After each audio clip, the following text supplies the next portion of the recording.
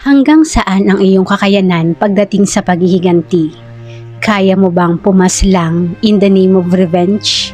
Kung ang kasalanan ay hindi nabigyan ng karampatang kaparusahan, masasabi mo bang tama na inilagay ng isang tao sa kanyang kamay ang sariling hustisya?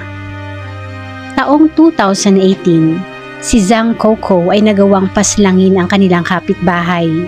Sa araw kung saan ang pamilya ay nagdidiwang at nagsasama sa buong China, 3 buhay ang kinitil niya.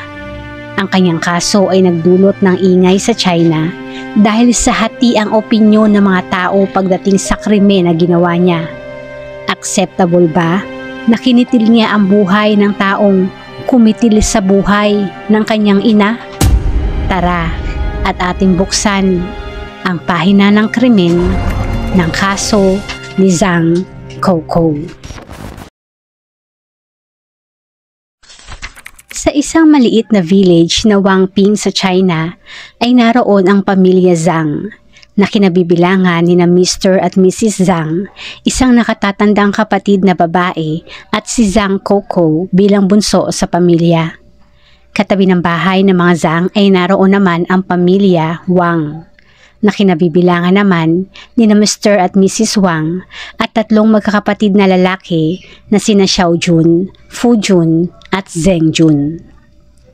Sa una ang pamilya Zhang at Wang ay magkasundo naman. Sila ay parehong pagtatanim ang pinagkakakitaan na ayos naman at sapat na para may maihain sila sa kanilang hapagkainan.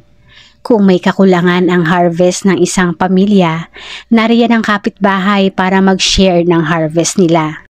Ang 2 pamilya ay living in harmony at talagang magkasundo sa halos lahat ng bagay. Noong 1990s, isang malaking government project ang lumapag sa kanilang maliit na village. Ang mga farmers doon ay maaaring magkaroon ng oportunidad na maging isang partner ng gobyerno. Isang malaking oportunidad ito dahil sa hindi na nila problemahin pa ang pagbebenta ng kanilang ani at mayroon na silang bagsakan at for sure ay mas malaki din doon ang kitaan kumpara sa kanilang kikitain sa isang normal harvest season. At bilang isang magandang opportunity, agawan syempre ng spot kung sino mga farmers ang mabibigyan ng contract. Ang pamilya Zhang at Wang ay parehong umasam na makakuha ng contract at dito na nagkalamat ang kanilang relasyon. Sa inaasam na contract, ang 2 pamilya ay nagsimula ng magbato ng parinig. Nakalaunan ay napunta na din sa pagpapamukha ng mga tulong na kanilang naibigay sa isa't isa. Sa mga maaanghang na mga bato ng salita na ito, at the end of the day, ang pamilya Zhang ay nakaisip ng paraan na makakuha ng contract na hindi magiging talunan ang mga Wang. Naisip ng mga Zhang na magkaroon ng turn pagdating sa contract. Ang kukunin na termino sa kontrata ay for 2 years lamang and after 2 years, para sa renewal ng contract ay ang isang pamilya naman ang sasalang. Ang naisip na ito ay dinulog ng mga Zhang sa mga Wang kung saan pumayag naman ang mga ito. Ang problema na lamang ay kung sino ang mauuna at sa pagkakataon na ito, ang mga Zhang ay nag-giveaway sa mga Wang dahil naisip nila na ang mga Wang ay may 3 anak kumpara sa kanila na 2 lamang. Kaya sila ay nagdesisyon na i-drop ang kanilang bid sa kontrata at paunahin na muna ang mga Wang. Dumaan ang 2 taon, ang mga Wang ay nagsumika para kumita ng malaking pera. Sa natikmang ginhawa at sa isipin na sila ay muling mahihirapan na naman pagdating sa pagbebenta ng kanilang mga ani. Walang pag-aatubili na nag-renew sila ng contract for another 2 years. Ang pag-renew ng contract na ito ay of course hindi naman nila matatago sa mga Zhang. Kaya nang ito ay malaman ng mga Zhang, sa halip na humingi ng tawad o magbigay ng magandang paliwanag kung bakit nila iyon ginawa, taas noo pa nilang sinabi na ano naman kung nag-renew kami, may magagawa pa ba kayo? Pinabulaanan din nila ang tungkol sa kanilang agreement at sinabi na walang patunay ang mga Zhang sa usapan na yun dahil wala naman silang pinirmahan na kasunduan. Sa mga nangyari na ito, ang higit na nagalit sa pamilya ng mga Zhang ay ang ina ng tahanan. Si Mrs. Zhang ay madalas na pumunta sa bahay ng mga Wang para sumbatan ang mga ito at magsisigaw, na sinuklian naman ng mga Wang ng sigaw din at minsan ay pagbato pa kay Mrs. Zhang ng mga itlog. Sa mga komosyon na ito, si Mr. Zhang ang madalas na kumukumbinsi sa asawang si Mrs. Zhang para umuwi na lamang dahil walang mangyayari sa kanilang sigawan at sumbatan. Naisip ni Mr. Zhang na idulog ang problema sa mayor ng kanilang village at naisip niya na maaaring makatulong ang mayor na ito na i-honor sa kanila ang napag-usapang agreement nila noon ng mga Wang. Unfortunately, hindi siya pinakinggan ng mayor at sinabi pang i-drop na lamang ang agreement nila noon. Ang panganay na anak pala ng mga Wang na si Xiaojun ay nagtatrabaho sa gobyerno doon at malaking status yon sa kanilang maliit na village kapag nagtatrabaho ka sa gobyerno. Kaya mas lalong walang pag-asa na maayos pa ang hinaing ng mga Zhang. Ang mga Zhang at Wang ay patuloy na lang sa kanilang parinigan at sigawan at hindi maiiwasan ang kagalitan dahil ang kanilang bahay ay magkadikit lamang. August 27, 1996, si Mrs. kasama ang panganay na anak at si Coco ay pumunta sa ilog para maglaba ng damit. Sa kanilang pagbalik, bago makarating sa kanilang bahay, ay kailangan nilang dumaan muna sa bahay ng mga Wang at ang mga sumunod na pangyayari ay isang version lamang sa sinasabing tunay na nangyari. Sa bersyon na ito, nang dumaan ang mga Zhang, ay nakita nila ang pangalawang anak na mga Wang na si Wang Fujun, 20 years old. At bilang nakasanayan na ang bangayan, si Mrs. Zhang ay dumura sa harap ni Fujun. Sa nangyari, si Fujun ay galit na pinagmumura si Mrs. Zhang. Sa patuloy na pagmumura ni Fujun ay bumalik si Mrs. Zhang at saka dumura muli sa harap ni Fujun na sa pagkakataon na ito ay lumapag sa jacket nito. Mas lalong nanggalaiti si Fujun sa nangyari at saka sinampal ng ubod lakas si Mrs. Zhang. Nagulat sa pisikal na ginawa ni Fujun, si Mrs. Zhang ay hindi nagpatalo. Siya ay gumanti kaya ang dalawa ay nagkapisikalan na. Sa nangyaring komosyon, ang kani-kanilang pamilya ay nagsilabasan na sa mga bahay para umawat. Sa una, ang mga Wang ay naroon para umawat, ngunit kalaunan, ang pangyayari ay napunta na sa panunumbat. Ang pag-aaway ay naganap dahil si Mrs. Zhang ang nagsimula ng lahat. Sa away na ito, si Mrs. Zhang ay obviously ang talo. Dahil ano ba naman ang lakas niya kumpara sa lakas ng isang lalaking nasa kanyang prime na kalakasan. Sa mga pananakit na natatamo, mas nahaluan iyon ng takot nang makita ni Mrs. Zhang na ang bunsong lalaki na mga Wang na si Wang Zhengjun ay papalapit para siya din ay saktan. Dahil dito, si Mrs. Zhang ay kinuha ang isang iron bar na hawak ng kanyang asawa at walang pag-aatubili na iyon ay iwinasiwa sa hangin bilang isang babala na huwag lumapit ang mga Wang. Dahil sa kanyang takot at sa ginawang pagwasiwa sa hangin na ito, unfortunately ay 2 beses na tumama iyon sa bunsong anak na mga Wang. Dahil dito, si Fujun ay kumuha naman ng wooden bat o wooden stick na eventually ay ipinukpok sa likod ng ulo ni Mrs. Zhang. Si Mrs. Zhang ay bumagsak at sa mga braso ng bunsong anak ng 13 taong gulang noon na si Coco, kitang-kita ang dugo na lumabas sa kanyang ilong at bibig. Sa pagbagsak na ito ni Mrs. Zhang, ang paligid ay agad na natahimik at ang sumunod na ay ang palahaw ng pamilya ni Mrs. Zhang. Sa kanilang maliit na bayan, napakalayo pa ng ospital. Kung tatawag naman ng ambulansya, ay doble bigat naman sa bulsa.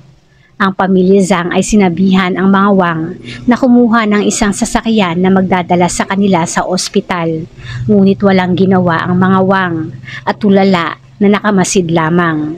Si Mr. Zhang ay tumakbo at humingi na ng tulong sa mayor at sa pagdating ng mayor, ang pamilya Wang ay napilitan na kumuha ng sasakyan na magdadala sa mga Zhang sa ospital. Ngunit unfortunately, Pagdating sa ospital, si Mrs. Zhang ay pronounced dead on arrival. Ang ospital na pinagdalhan kay Mrs. Zhang ay sobrang layo. Bukod pa doon, ito ay isang maliit na ospital lamang. Dahil sa liit nito, wala nang espasyo pa para sa wala ng buhay na katawan ni Mrs. Zhang at hindi na din ginawan pa ng autopsy.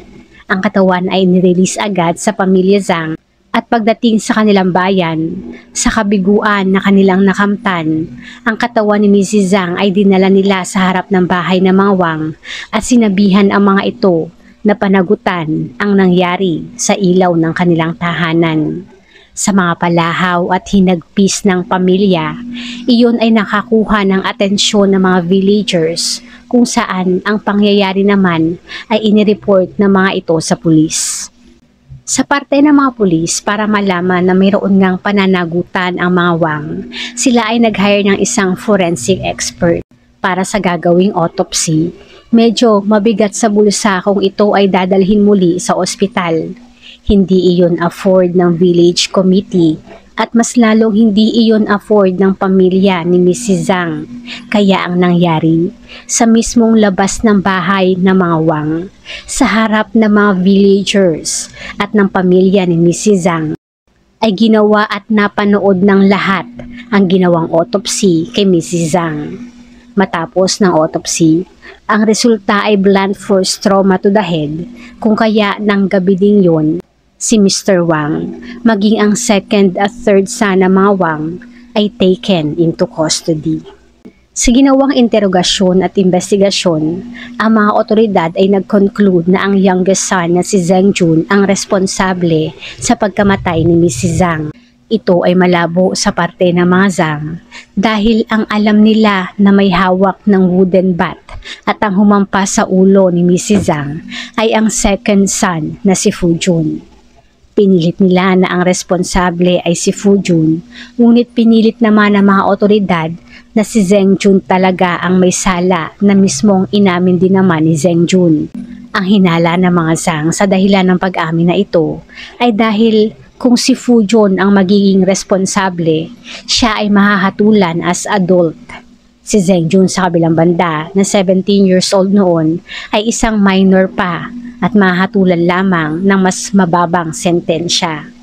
Sa halip na murder, si Zheng Jun ay nakasuhan lamang ng intentional violence dahil ayon sa judge, si Mrs. Zhang naman talaga ang nagsimula ng away at si Zheng Jun ay nasentensyahan lamang ng 7 years in prison.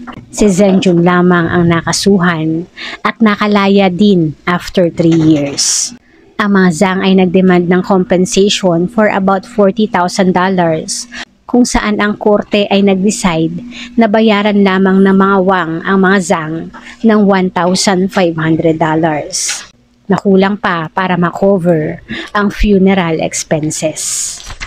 Sa lahat ng mga nangyari na ito, si Zhang Coco na noon ay 13 taong gulang lamang ang higit na naapektuhan sa mga nangyari. Sa kanyang murang edad, hindi niya nakaya ang pagkawala ng kanyang ina, maging ang naging sistema noong ipinaglaban nila ang hustisya. Si Coco ay naging introverted at ayaw na makipag-usap sa iba. Hindi din niya tinapos ang kanyang pag-aaral at para makatulong sa ama ay pumasok sa kung ano-anong trabaho.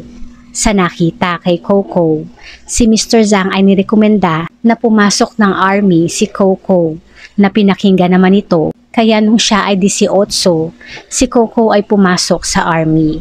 Sa kanyang time sa army, si Coco ay nakilala bilang isang magaling na soldier.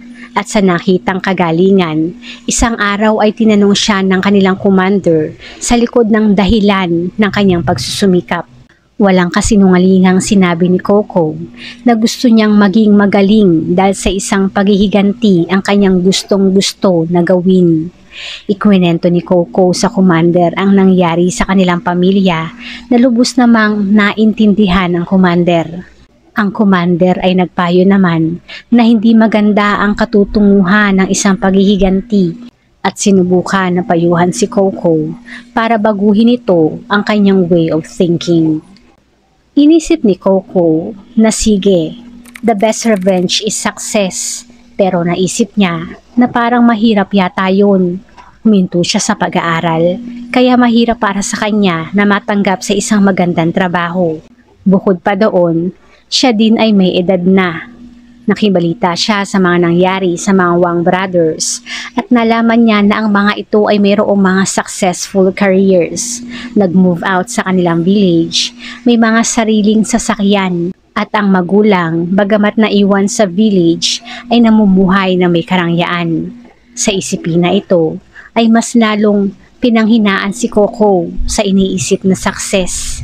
Ang kanyang kapatid na babae ay nag-move out din sa village, kung kaya ang naiwan na lamang sa kanilang bahay, nakadikit na mawang, ay si Mr. Zhang, na ang inatupag naman ay ang paggawa at pag-ayos ng kanilang bahay na matitirhan ni Coco kung siya ay mag-aasawa na. Sa China kasi, pagdating sa marriage, ang pinaka-importante ay isang bahay na matitirahan. Kaya si Mr. Zhang ay nagsumikap na magawa ng magandang bahay si Coco para kung ito ay gusto ng mag-asawa ay mayroon na itong bahay para sa magiging sariling pamilya nito. December 2017, si Coco ay sinabihan ang kanyang ama na uuwi sa kanilang village para sa nalalapit na Chinese New Year. Ang Chinese New Year ay isang napaka-importanting event para sa mga Chinese kung saan ang lahat ng mga miyembro ng pamilya ay nagsasama-sama. Ilang taon din bago muling nakabalik si Coco sa kanilang village at 22 years naman simula nang namatay ang kanyang ina. Pagdating sa kanilang bahay ay sinalubong agad si Coco ng kanyang ama at si Coco naman ay may iniabot na envelope sa ama na naglalaman ng pera. Ang pera na ito ay ilang taon niyang pinaghirapan na kitain pero iyon ay hindi kayang tanggapin ng kanyang ama. Pagdating ng kanyang ate, ang tatlo ay naging emosyonal na. Si Coco ay sinabihan ng ama na huwag nang umalis pa at mag-stay na doon kasama nila bilang isang buong pamilya. Sa narinig, si Coco ay mas lalong naging emosyonal dahil hindi niya magagawa yon. Dahil ang pag-uwi niya na yon ay isang realidad ng kanyang paghihiganti at iyon ay kanyang isa sa katuparan sa papalapit na Chinese New Year na gaganapin sa February. February 15, 2018, dumating na ang pinakahihintay ni Coco na Chinese New Year. Sa araw na ito, ang mga tao ay pumupunta sa libingan ng mga kamag-anak nilang yumao para magbigay ng kani-kanilang offering. Na ang pamilya Zhang ay papunta na sa kanilang family grave, si Coco ay nagpaiwan at nagsabi na susunod na lamang, ngunit iyon ay isang dahilan lang. Nang maiwan sa bahay, si Coco ay tumungo sa kanilang bintana at tahimik na nag-abang ng pagdating ng magkakapatid na Wang. Ang una niyang nakita na dumating ay ang panganay sa magkakapatid na si Xiao Jun, na dala-dala pa ang kotse nito. Sumunod naman niyang nakita ay ang bunso sa magkakapatid na si Zheng Jun. Ang pangalawang anak na si Fu Jun ay hindi naman niya nakita. Iyon ay dahil hindi ito umuwi dahil ito ay pumunta sa bahay ng kanyang girlfriend. Sa kanyang pagmamasid, narinig ni Coco na si Xiao Jun at Zheng Jun ay pupuntahan ang kanilang family grave. Sa pagpunta ng dalawa, si Coco ay tahimik na sinundan ang mga ito, dala ang isang bag na may lamang isang kutsilyo, kung saan ay binalak ni Coco na kapag wala ng mga tao, ay sa kanya isa sa katuparan ang kanyang plano. Bandang alas 12 ng hapon, nang matapos ng magkapatid ang kanilang offering at nagbalak ng umuwi. Sa kanilang pag-uwi ay dito na umatake si Coco. Suot ang isang maskara ay walang pag-aagam na inatake ni Coco ang bunso na si Zheng Jun na agad niyang hiniwa ang leeg at ilang beses na sinaksak. Sa sobrang bilis ng pangyayari, ang panganay na si Xiao Jun ay natulala na lamang at nang siya ay mahimasmasan ay agad na tumakbo, ngunit siya ay naabutan ni Coco. At sa isang iglap lamang ay nagtamo ng ilang mga saksak. Matapos mapaslang ang magkapatid, si Coco ay iniwan na ang mga ito saka tumungo naman sa bahay ng mga Wang.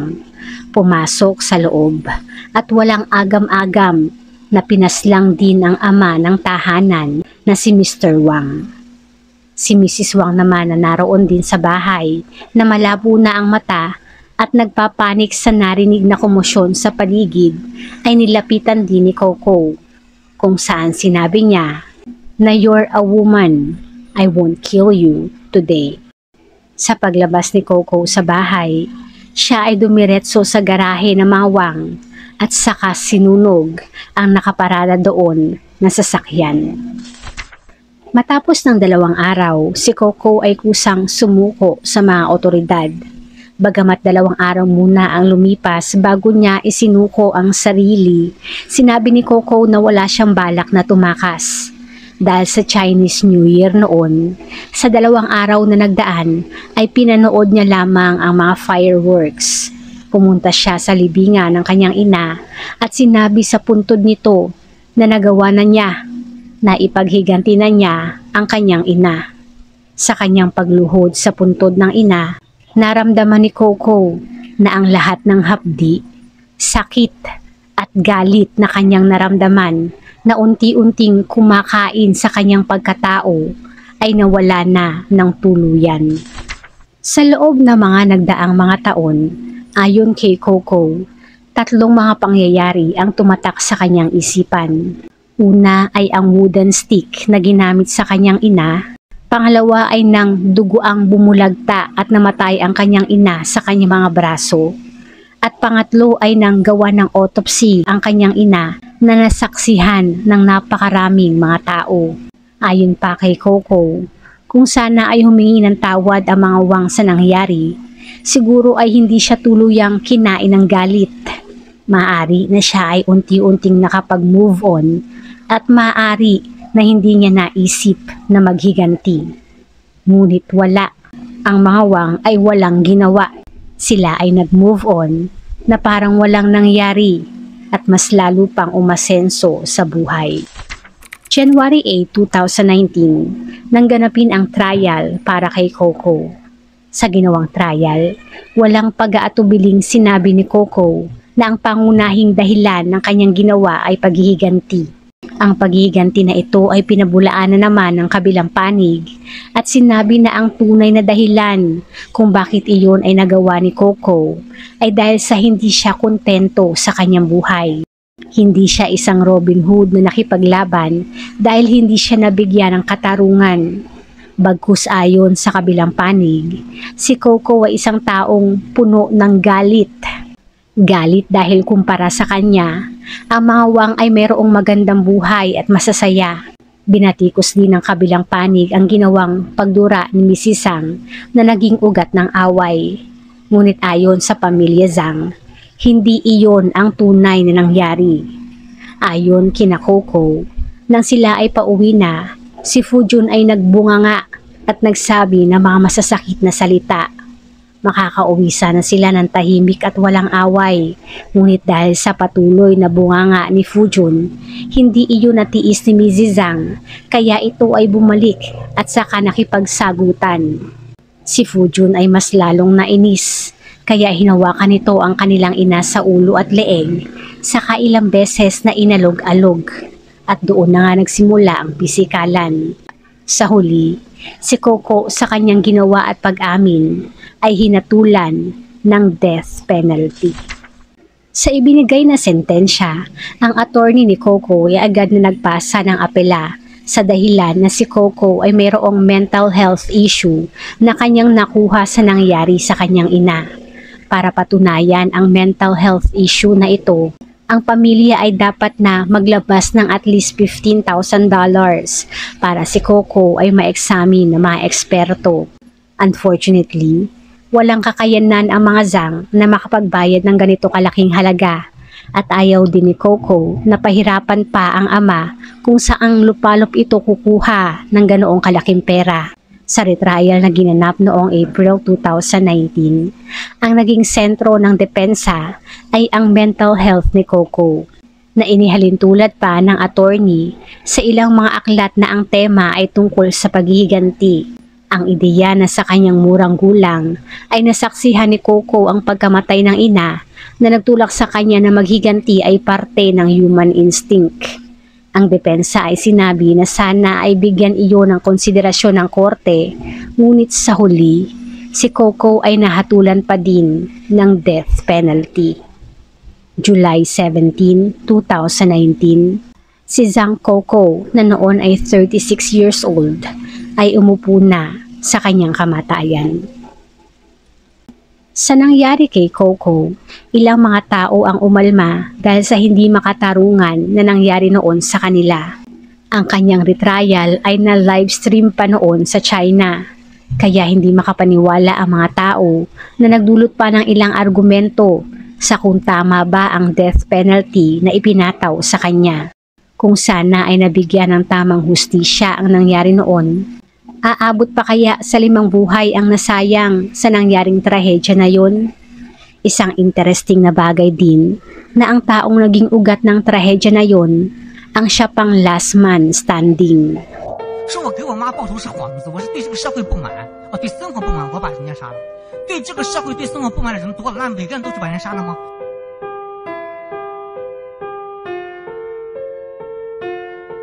Bago isara ang ating pahina, shoutout po sa ilan sa ating manonood.